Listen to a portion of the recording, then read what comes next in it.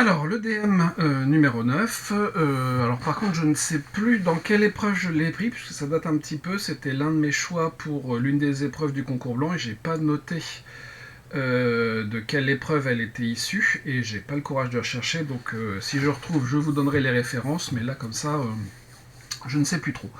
Bref, un exercice que de toute façon j'ai modifié, je vais vous expliquer pourquoi, avec des études de fonctions, et bien sûr une histoire de variables aléatoires à densité. Et la troisième partie donc concerne l'étude d'une convergence en loi. La convergence en loi, c'est quelque chose qu'on verra à la fin de l'année. Alors bien sûr, la façon dont j'ai rédigé la partie 3 vous permet de faire le travail quand même.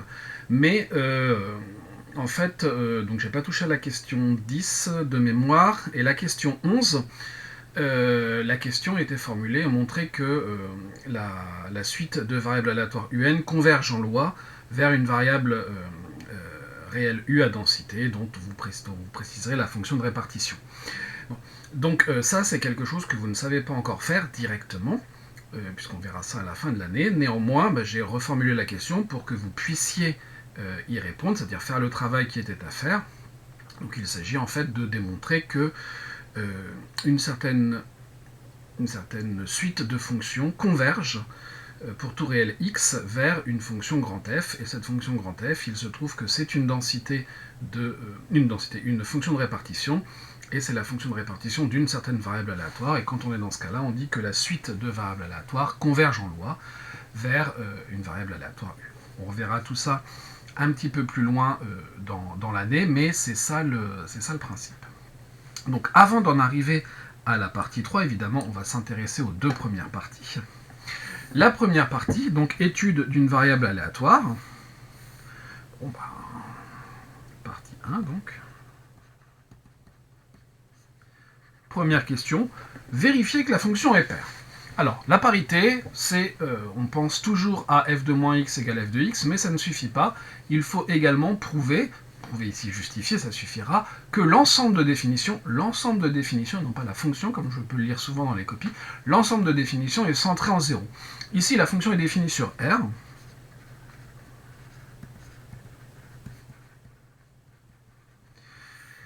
R est évidemment centré en 0. J'ai bien mis centré et accent aigu pour dire que c'est l'ensemble R et non pas la fonction f.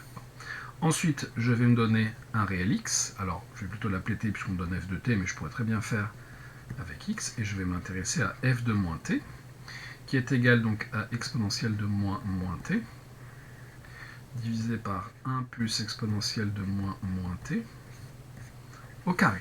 C'est-à-dire exponentielle de t sur 1 plus exponentielle de t au carré. La plupart du temps, quand on a ce genre de choses, on sait directement dire que, on reconnaît tout de suite moins f de t, ou en tout cas, on reconnaît des choses qui vont nous permettre de faire apparaître f de moins t. Et là, on n'a pas du tout ça, et on ne peut pas conclure facilement parce que la fonction exponentielle n'est pas une fonction qui est ni paire ni impaire. Donc, elle est ni paire ni impaire. Et donc, on est coincé, on ne peut pas utiliser d'argument immédiat pour répondre. Mais c'est pas très grave. Moi, je veux faire apparaître exponentielle de moins t au numérateur. Donc, je vais multiplier mon numérateur par exponentielle de moins de t, et donc pour ne pas modifier la valeur de ma fonction, je vais multiplier le dénominateur par la même chose. De cette façon-là, au numérateur va apparaître exponentielle de moins t. Donc j'ai exponentielle de moins t, divisé par, et exponentielle de moins de t, c'est exponentielle de moins t, le tout au carré.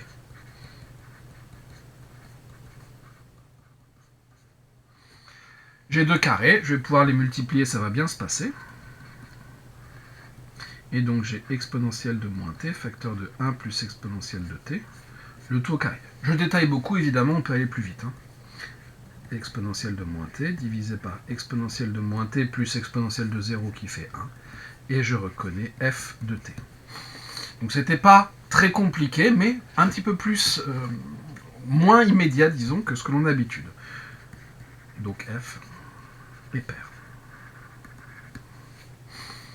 C'est la première question d'un exercice. Je vous conseille de bien justifier, de bien détailler les raisonnements, même si c'est écrit juste vérifier, on y va proprement. Question 2. Montrer que f est une densité d'une variable aléatoire réelle. Bon. Alors, déjà, première chose, f est positive sur R par quotient de fonction positive.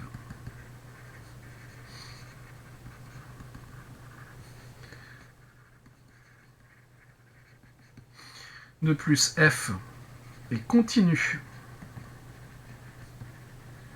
sur R. Alors, c'est vrai que la définition dit sauf éventuellement en un nombre fini de points, mais ici, il n'y a pas de discontinuité, donc on a une fonction en plus qui est définie d'une seule façon, avec une seule expression.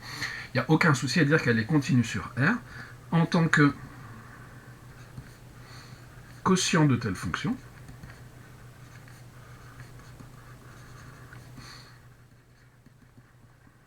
dont le dénominateur ne s'annule pas.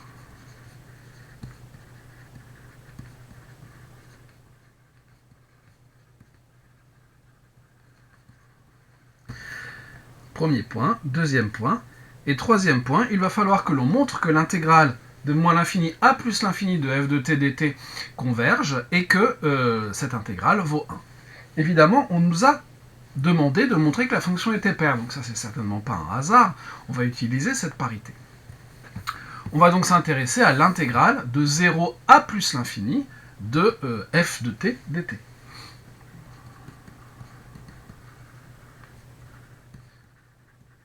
Intéressons-nous donc à l'intégrale de 0 à plus l'infini de f de t dt. On peut remarquer que cette intégrale, cette intégrale, on peut majorer facilement les choses, on va pouvoir assez aisément parler de la convergence. Je me donne t appartenant à R+, je peux remarquer que 1 plus exponentielle de moins t est supérieur ou égal à 1, donc 1 sur 1 plus exponentielle de moins t au carré va être inférieur ou égal à 1. Par conséquent,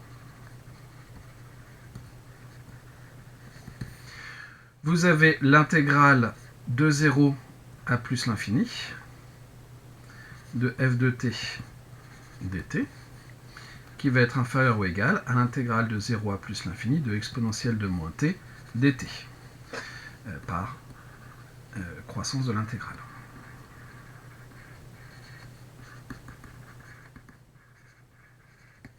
Or, la deuxième converge et la première est l'intégrale d'une fonction positive.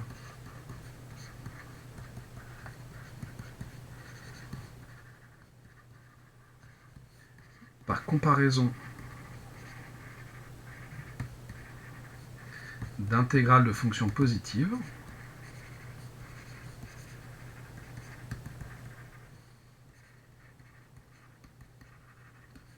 l'intégrale de 0 à plus l'infini de f de t dt converge. Comme f est paire,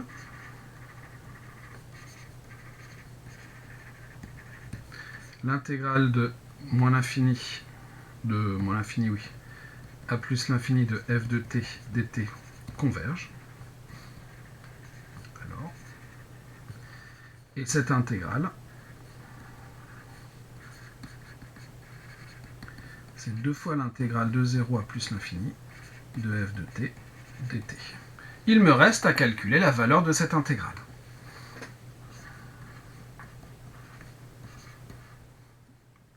Je peux mettre f, je vais directement mettre exponentielle de moins t, divisé par 1 plus exponentielle de moins t au carré dt. Posons u égale exponentielle de moins t. J'ai une fonction qui est décroissante. La fonction qui a t associée exponentielle de moins t est C1, décroissante, alors, décroissante strictement, j'aurais dû le mettre avant mais c'est pas grave, sur R+, même sur R, mais ici sur R+, ça nous suffira. Et donc on a du égale exponentielle de moins t dt, d'où par changement de variable,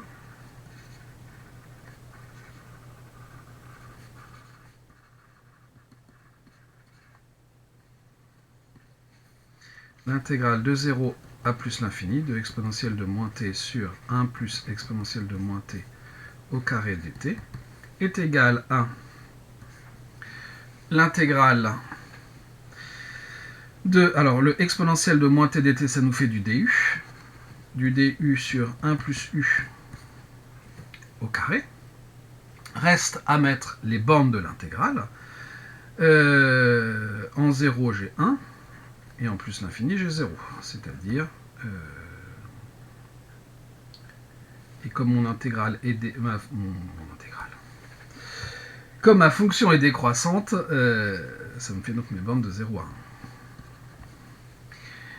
1. Voilà. Donc on va faire ce calcul. Il nous faut une primitive de 1 sur 1 plus u au carré. Je peux faire éventuellement un deuxième changement de variable. Je peux poser...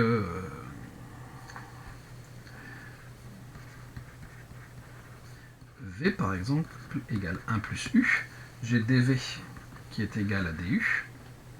Et donc ça sera égal à l'intégrale de 1 à 2 de dv sur v au carré, c'est-à-dire moins 1 sur v, compris entre 1 et 2, si je ne me trompe pas, c'est-à-dire moins 1 demi plus 1, c'est-à-dire 1 demi. Par conséquent,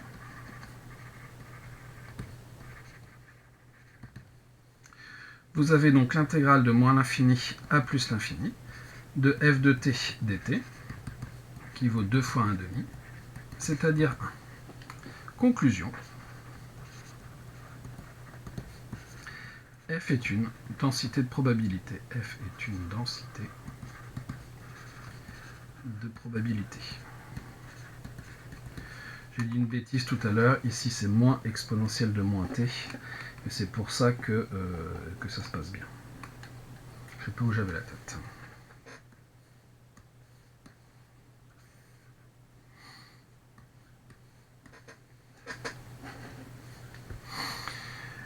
On a répondu à cette question. Question 3. Déterminer la fonction de répartition de x. Bon. Je me donne donc un réel petit x. Et je vais m'intéresser à la fonction de répartition que je vais appeler traditionnellement grand X. C'est-à-dire la probabilité que grand X soit inférieur ou égal à petit x, c'est-à-dire l'intégrale de moins l'infini à petit x de f de t dt, c'est-à-dire l'intégrale de moins l'infini à petit x de exponentielle de moins t sur 1 plus exponentielle de moins t au carré dt. Bon. On sait que cette intégrale converge puisqu'on a une densité de probabilité, ça ne nous pose aucun problème. Pour calculer cette intégrale, eh bien, on peut utiliser la même technique qu'ici, c'est-à-dire, elle est là, poser u égale exponentielle de moins t, faire un changement de variable, et puis regarder ce qui se passe.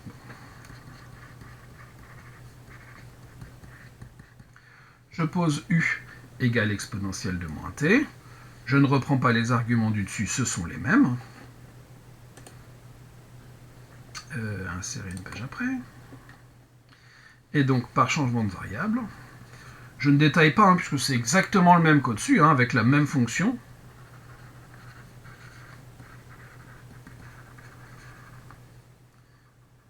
Je change Q, donc au singulier, ça ira. J'aurai donc l'intégrale. En moins l'infini, ça me fait donc plus l'infini. En x, ça me fait exponentielle de moins x. De exponentielle de moins t dt qui me fait donc du du sur 1 plus u au carré. Et donc, je vais poser de même v égale 1 plus u par changement de variable.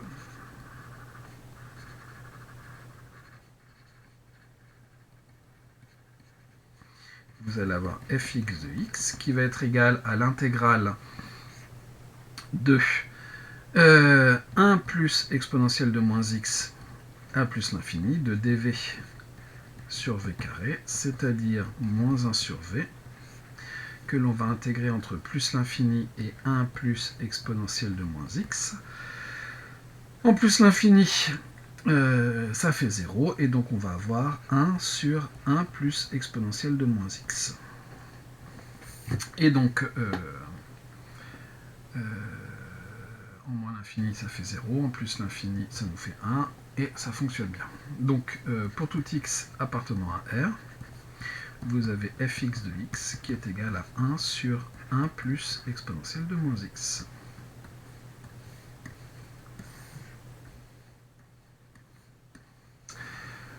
Voilà pour cette question 3.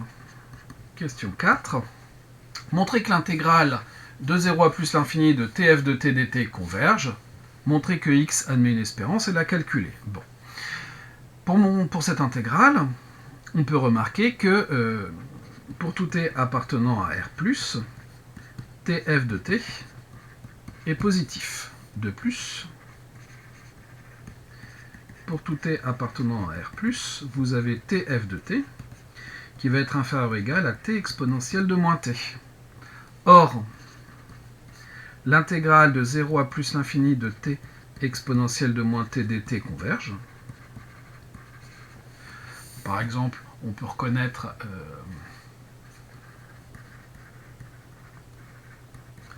l'espérance d'une variable aléatoire qui suit la loi exponentielle de paramètre 1.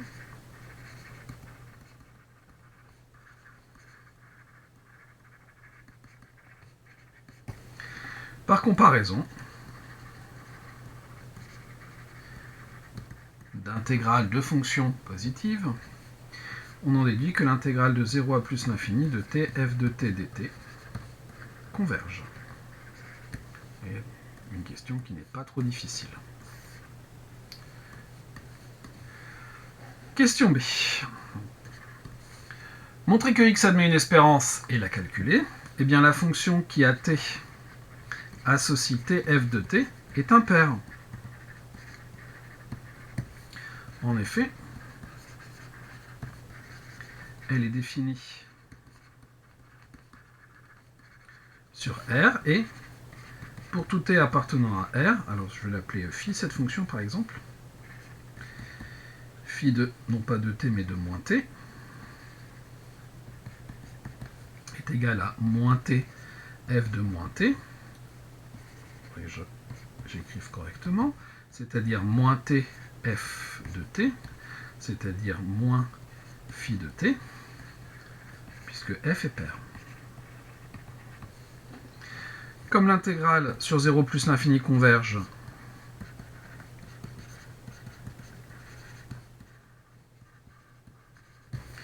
il en va de même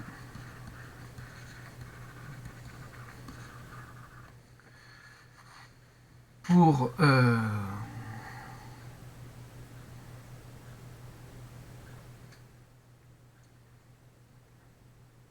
une petite blague que j'ai...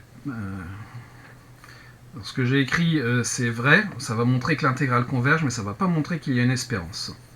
Donc ce que j'efface n'est pas faux, hein, mais il nous faut de la convergence.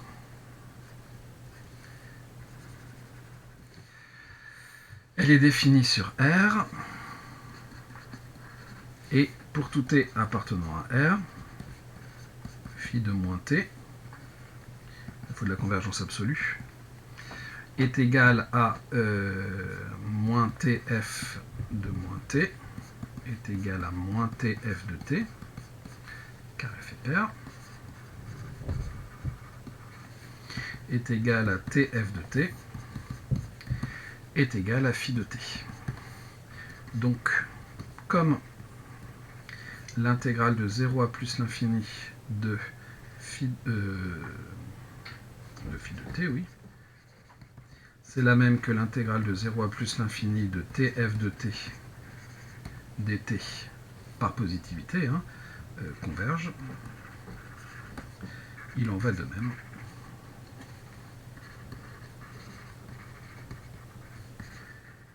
pour l'intégrale de moins l'infini à plus l'infini de phi de t dt. Et donc, l'intégrale va converger absolument. Donc l'intégrale de moins l'infini à plus l'infini de tf de t dt converge absolument.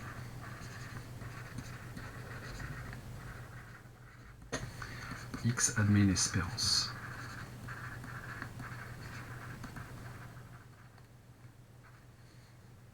Et maintenant, ce que j'ai fait tout à l'heure, j'aurais dû copier-coller pour ne pas le recopier. C'est là que ça va avoir son importance. De plus, la fonction psi qui a t associe tf de t est impair. En effet, elle est définie sur R, et pour tout t appartenant à R, vous allez avoir psi de moins t, qui va être égal à moins tf de moins t, c'est-à-dire moins tf de t, c'est-à-dire moins psi de t.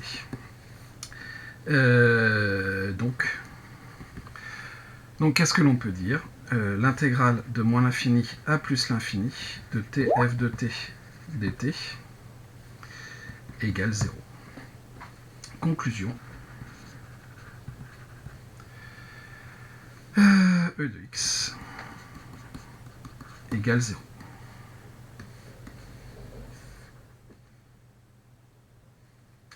Et on a terminé la partie 1. On va pouvoir entamer la partie 2.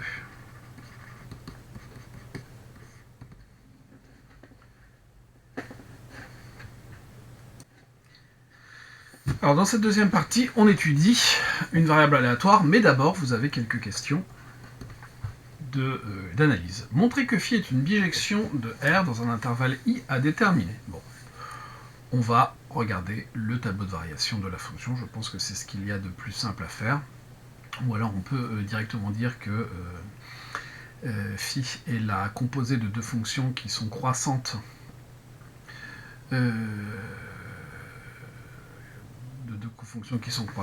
et donc elle va être croissante aussi.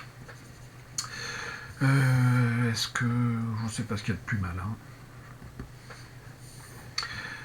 Ouais, je vais faire la composée, ça changera. Phi est la composée. Alors phi est égal à v rond u avec u qui a t associe 1 plus exponentielle de t, et v qui a t, alors je vais mettre une autre variable, qui a x associe ln de x. U est croissante sur R.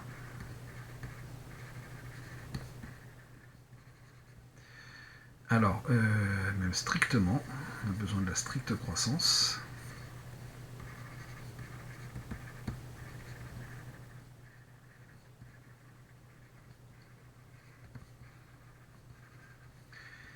Et V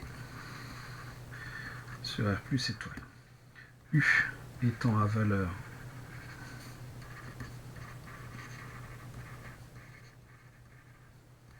dans 1 plus l'infini, on déduit que V rond U est strictement croissante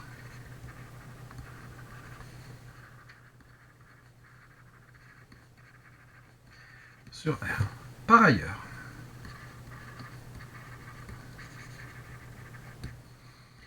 VE et V sont continus sur leurs ensembles de définitions respectifs.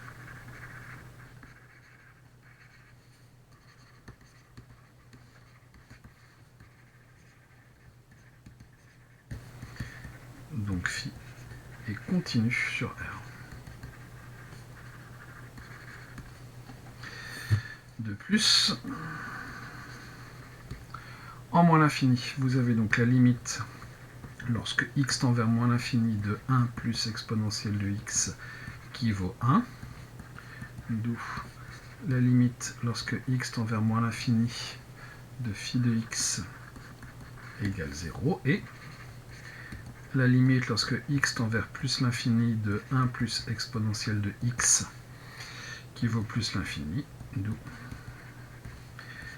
la limite lorsque x tend vers plus l'infini de phi de x est égal à plus l'infini. Par le théorème de la bijection,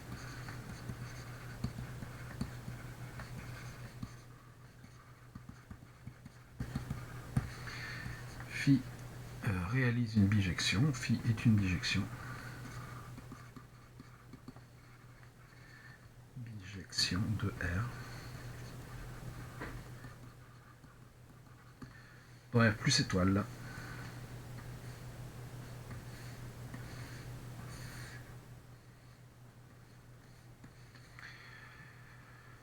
Question 6.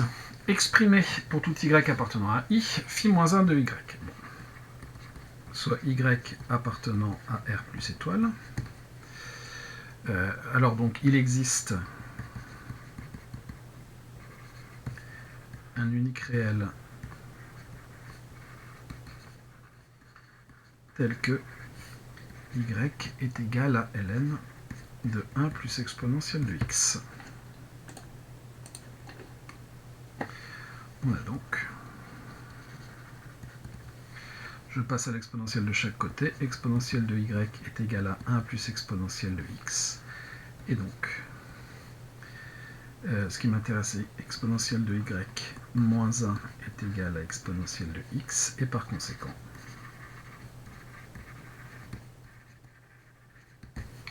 x est égal à ln de exponentielle de y moins 1.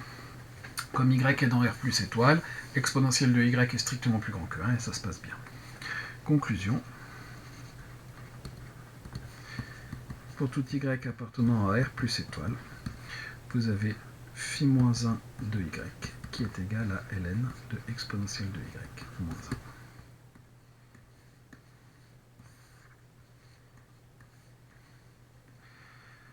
C'est réglé. Question 7. Justifier que la probabilité que y soit inférieur ou égal à 0 vaut 0. Bon, on va calculer cette probabilité. C'est donc la probabilité que phi de x soit inférieur ou égal à 0. Or, on a dit que... on a dit que quoi? On a dit que rien du tout. Ça c'est égal à la probabilité d'avoir x inférieur ou égal à phi-1 de 0. En effet, phi est strictement croissante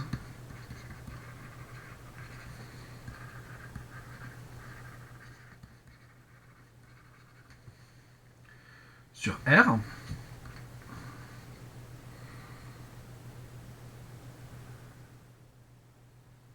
Non, c'est pas phi-1 de 0, puisque... oui.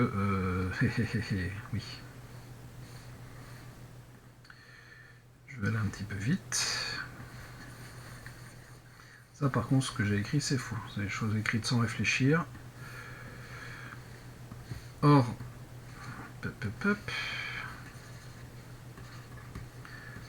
pour tout x appartenant à R, vous avez phi de x qui appartient à R plus étoile.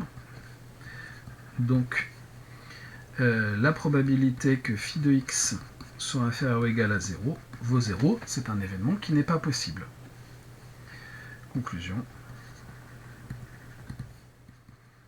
P de y inférieur ou égal à 0 égale 0.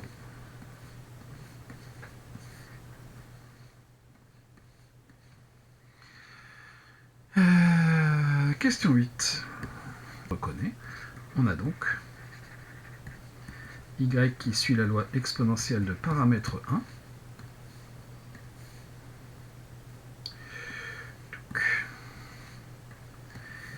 Et donc, par conséquent,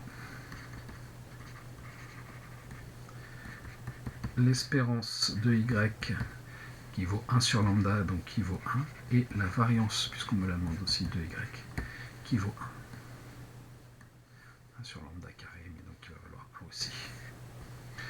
Voilà pour la question 9, et on peut passer à la partie 3.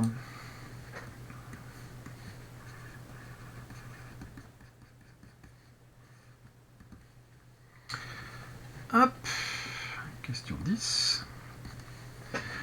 Déterminer la fonction de répartition de Tn, sachant que Tn c'est le max. Un max, c'est ce qu'il y a de plus simple à déterminer. Soit x appartenant à R, je vais m'intéresser à la probabilité que Tn soit inférieur ou égal à x. C'est-à-dire la probabilité, en fait, que toutes les variables aléatoires soient inférieures ou égales à x. Puisque si le max est plus petit que x, tout le monde est plus petit que x.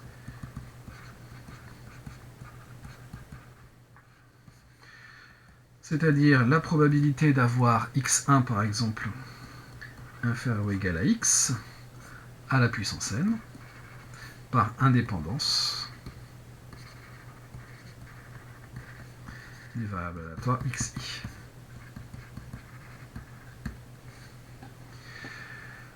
Et donc, on a la fonction de répartition, est-ce qu'elle a un nom? Non. Donc fxn de x, alors, et la fonction qui a x associe 0 si petit x est négatif, et exponentielle de moins nx, si jamais... non, c'est... Pardon. Donc 1 sur 1 plus exponentielle de x à la puissance n, si x est strictement positif. Voilà donc ma fonction de répartition. Voilà. Question B. En déduire que pour tout n appartenant à n, probabilité que un soit inférieur ou égal à x égale cette chose-là. Bon, bah très bien. Soit x appartenant à R. La probabilité d'avoir un inférieur ou égal à x, c'est donc la probabilité d'avoir tn moins ln de n inférieur ou égal à x. Bon, c'est donc la probabilité d'avoir tn inférieur ou égal à x moins à x plus pardon ln de n. Donc là, il peut se passer plusieurs choses. Soit le x plus ln de n est positif, soit il est négatif.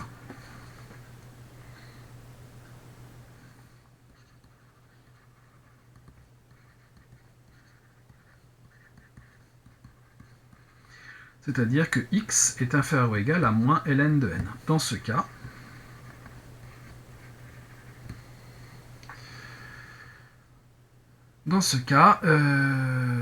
ma probabilité que un soit inférieur ou égal à x vaut 0. Bon. Et ensuite, deuxième cas, j'ai x supérieur à moins ln de n.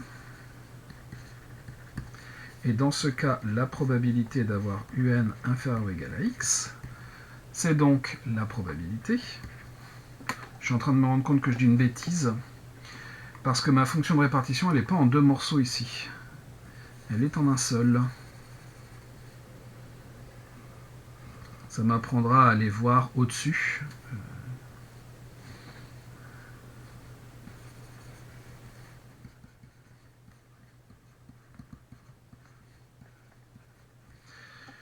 Ça m'apprendra à aller voir au-dessus ce que ça vaut. Et donc, j'ai pas de premier cas.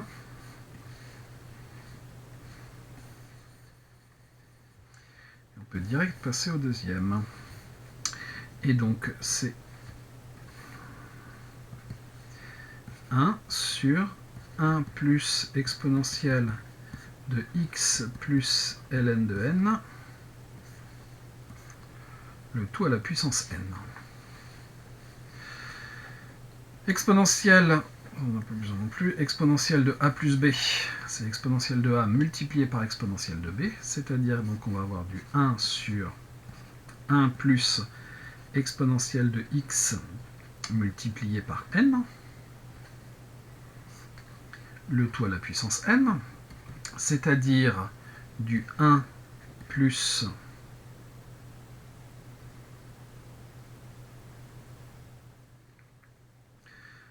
n exponentielle de x, le tout à la puissance moins n. Alors pourquoi j'ai du n ?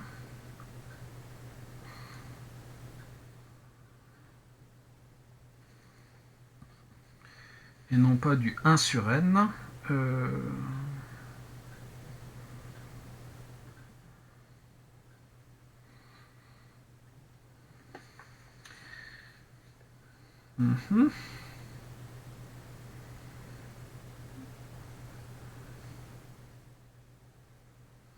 Alors, parce que là, tous les coups, ça va être 1 sur 1 plus exponentielle de moins x.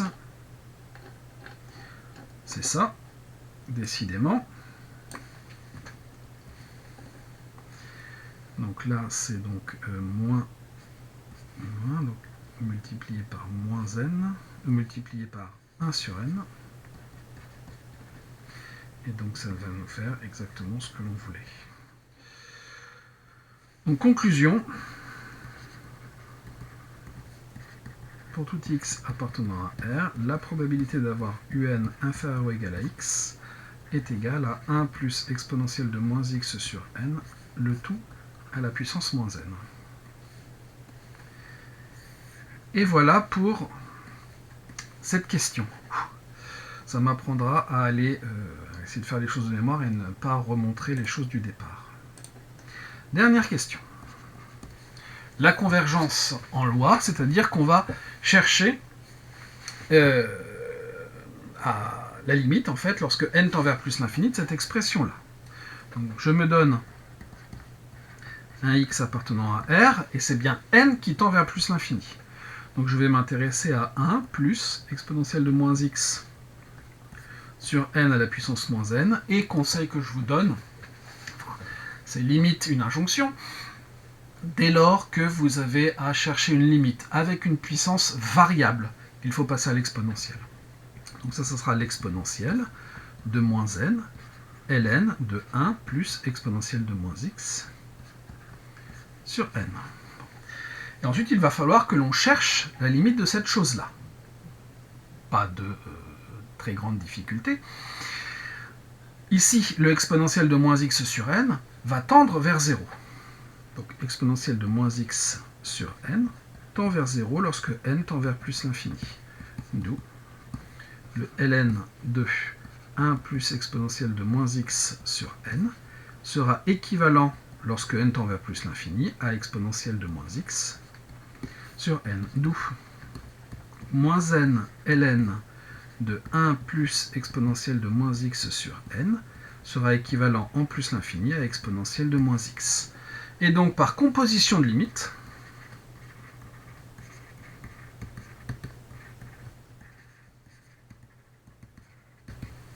vous allez avoir 1 plus exponentielle de moins x sur n à la puissance moins n, qui va tendre, lorsque n tend vers plus l'infini, vers exponentielle de moins x.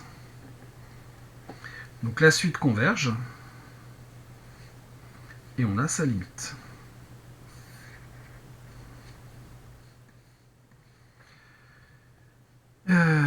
Précisez alors une densité de U. Bon.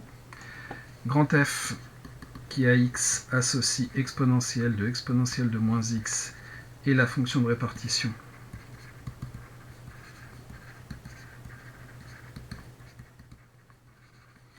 de U.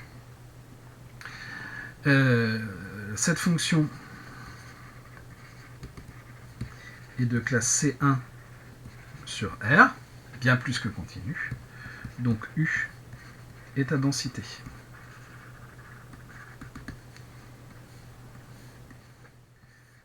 Et maintenant, il faut dériver. Une densité en est.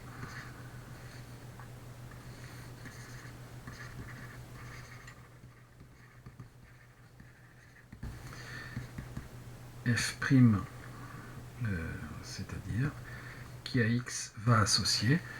J'ai de l'exponentielle, donc je dois dériver mon exponentielle. Donc je vais avoir moins exponentielle de moins x, exponentielle de moins x. C'est-à-dire que j'ai un produit d'exponentielle, donc l'exponentielle d'une somme, moins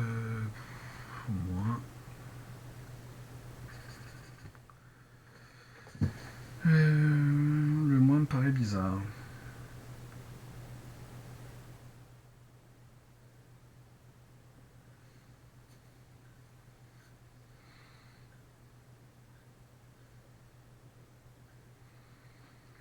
U', exponentielle de U. Je devrais avoir une fonction positive et c'est pas le cas. Où c'est que je me serais trompé? Eh ben oui, j'ai oublié le moins ici. Donc ici c'est du moins exponentielle de moins x, donc ici c'est du moins exponentielle de moins x. Donc ici c'est du moins exponentielle de moins x, donc ici ça va nous donner du moins exponentielle de moins x, et ici du plus, c'est-à-dire de l'exponentielle de moins x plus exponentielle de moins x. Et j'ai bien une fonction positive cette fois. Ça marche. Bon, décidément, il faut que je fasse plus attention. Alors, j'ai retrouvé d'où ça venait. C'est du EM Lyon 2016. Touc, touc, touc, touc.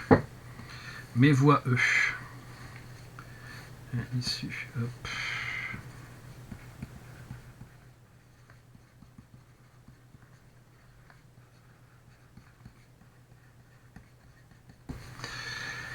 Cette fois, tout est bon.